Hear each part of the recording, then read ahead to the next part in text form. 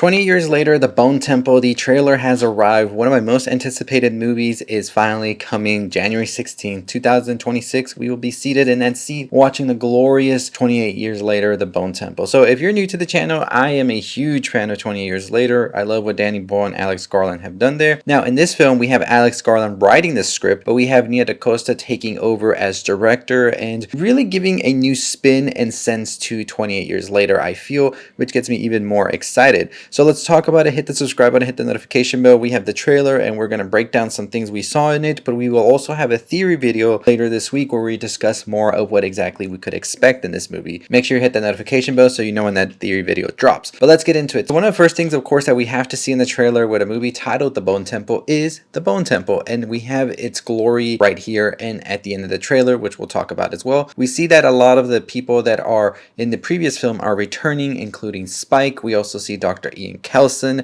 Samson, a little bit of Jamie, but also the Jimmies are showing up, which they were introduced at the end, like at the very last minute of the film. They were introduced and they are going to be front and center here, and it looks like the Jimmies, they're not going to be so jolly. They're going to be a little bit ruthless, a little bit sick in the head, I will say. Something that Danny Boyle and Alex Garland touched upon is that Jimmy Savile, of course, was a big inspiration for the Jimmy's look. And the big thing about them is that they don't know how much of a despicable person Jimmy Savile is. So Jimmy Savile, of course, was a very big, prominent figure in the UK. Eventually, it turned out that he was pretty much a disturbing and evil individual that took advantage of many children over the years. And the sort of love that the public and everybody had for him sort of started to turn into like, how do we let this happen, right? But the interesting thing here is that in this universe, Jimmy Savile's crimes never came to light, at least for the people living in Britain at the time. So of course it would make sense for the character of Jack O'Connell, who is playing Jimmy here, is not really going to be in tune with what's going on in the outside world or what exactly Jimmy Savile did. To Jimmy and the rest of the Jimmies, Jimmy Savile might have been a hero, a beacon of light or hope, because Jimmy Savile had a segment on the TV that was Jimmy Will Fix It, where people would send him letters asking him to do things, and he would ultimately fix it. But of course, these characters don't know that Jimmy Savile was a despicable, evil human being. That's who we see in the trailer prominently throughout, and we see that they have now taken Spike under their wing. Spike has become a Jimmy. He even wears a Jimmy wig, as we see throughout the trailer. That's what they all wear with the tracksuits and all of that. An interesting aspect of this trailer as well is that Samson and Dr. Erin Kelson's relationship seems to evolve even more throughout, and I wonder if it's a show of respect maybe from Samson. As we know, these alphas operate a bit different than the other infected.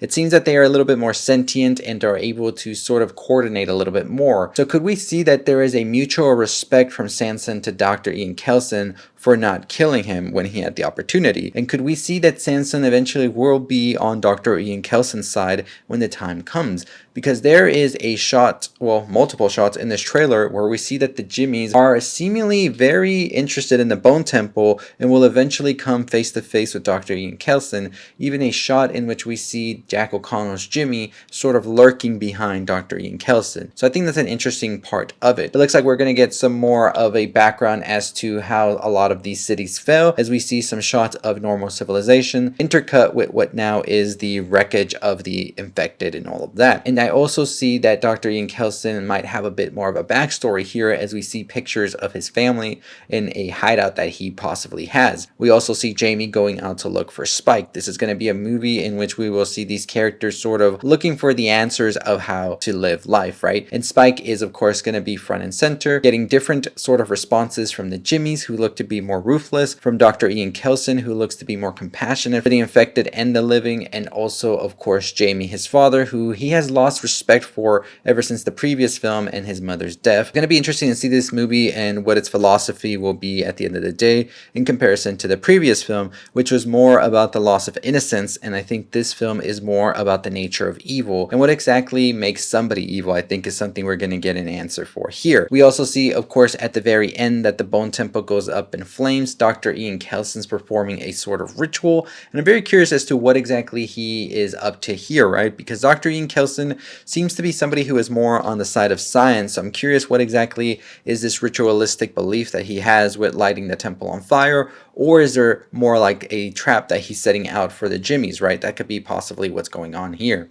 Jack O'Connor and Nia DaCosta have said that this film is a lot wackier, weirder, and crazier than the previous film. There's a ton more infected in it as well, according to Nia DaCosta, more locations that will be explored. This film was shot back to back from the previous film, and it is said to be taking place right after the events of the previous film, so it's very much so attached together, no gap or anything like that, and I'm very excited to see what's going to be showcased here. Some things that I don't know exactly the answers to, but I kind of got a glimpse of in the trailer, I believe, is that we will see Samson before he turned into the infected, as we see in this shot right here. It could very well be somebody else, but I think this is going to be Samson, and I think we're going to learn more about him as well. And I think his whole goal in this movie is going to be to try and find his baby, because I always believe that that baby that Spike and his mother Isla found with Dr. Ian Kelson was actually the Alpha's kid, and the Alpha's not going to be too happy that it's in Holy Island now. So I think we're going to see the Jimmys try to take over the Bone Temple. Maybe later they set their eyes on Holy Island, and it doesn't seem that they're going to come in peacefully, as in the trailer we see that they are very barbaric. They torture people, kill people, all of this, and I think Spike's going to feel conflicted about it, especially after being with Dr. Ian Kelson, who was a much more compassionate human being.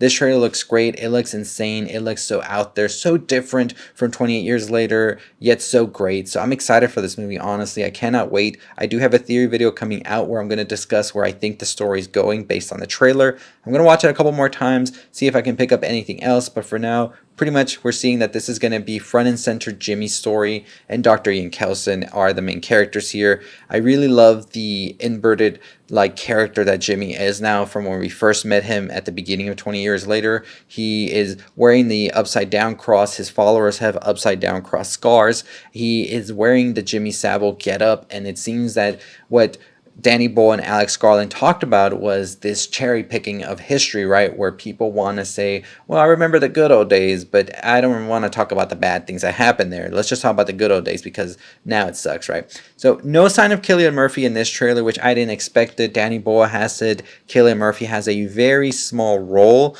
in this movie, but it will be more prominent in the next one. So I don't expect him to show up until the very end. And just as we didn't get any promotional material for Jack O'Connell in 20 years later, I doubt we'll see anything of Jim. So we'll see what happens with that. Stay tuned for my theory video coming out later this week. Make sure you follow us. We got a Conjuring review coming out tonight as well. And we also have an Alien Earth video coming out. So stay tuned. But more theories and videos on all things you love in the upcoming days. As always, that's going to do it for me. Make sure you hit the subscribe button and notification bell. Let's get to 50,000 subscribers. That's our huge goal. As always, stay safe, stay positive.